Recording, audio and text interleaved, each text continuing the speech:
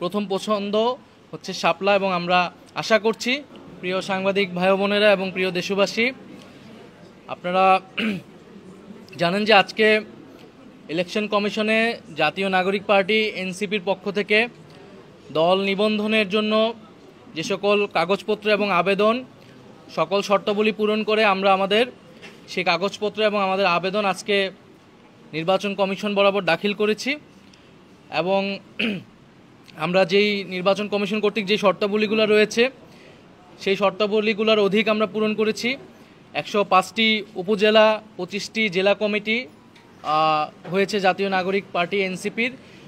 এছাড়াও প্রতিটি উপজেলায় 200 জন সমর্থকের যে ফর্ম পূরণ করতে হয় এবং প্রতিটা জেলা এবং উপজেলায় অফিস নিতে হয়, সেটার অফিসিয়াল চুক্তি লাগে। সেই সকল কাগজপত্র সহ আমাদের গঠনতন্ত্র এর আগের দিন জেনারেল আমাদের সাধারণ সভায় পাশ হয়েছে খসড়া গঠনতন্ত্র, সেই গঠনতন্ত্র সহ আরও সকল কাগজপত্র আমরা একসাথে সব কিছু আজকে নির্বাচন কমিশন বরাবর জমা দিয়েছি। এবং আমরা আশাবাদী যে আমরা খুব দ্রুত সময়ের মধ্যেই আমরা জাতীয় নাগরিক পার্টি এনসিপি নিবন্ধন পাবে, নিবন্ধিত দল হিসেবে জনগণের কাছে যাবে।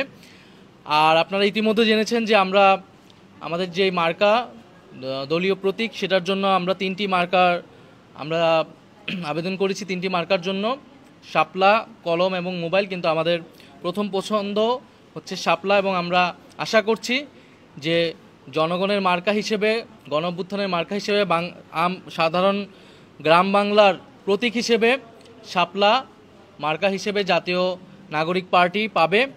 এবং এই শাপলা মার্কা নিয়েই আমরা আগামী দিনে জনগণের ভিতরে কাজ করব, নির্বাচনে অংশগ্রহণ করব।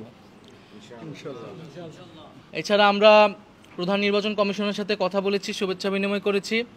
সেখানে আমরা প্রবাসী ভোটাধিকারের যে বিষয়টি, সেই বিষয়টি বলেছি। সেখানে জাতীয় নাগরিক পার্টির যে প্রস্তাবনা এর আগেও ইলেকশন কমিশন এসে দিয়ে যাওয়া হয়েছিল, সেটি সম্পর্কে আমরা আমাদের জোর দাবি জানিয়েছি যাতে প্রবাসীদের ভোটাধিকার যে কোনো মূল্যে রক্ষা করা হয়। এবং ওনারা এখনও সিদ্ধান্ত নেয়নি যে কোন প্রক্রিয়ায় প্রবাসী ভোটাধিকারটা নিশ্চিত করা হবে। ওনারা বলেছেন এটা দ্রুত সময়ের মধ্যে নিশ্চিত করা হবে।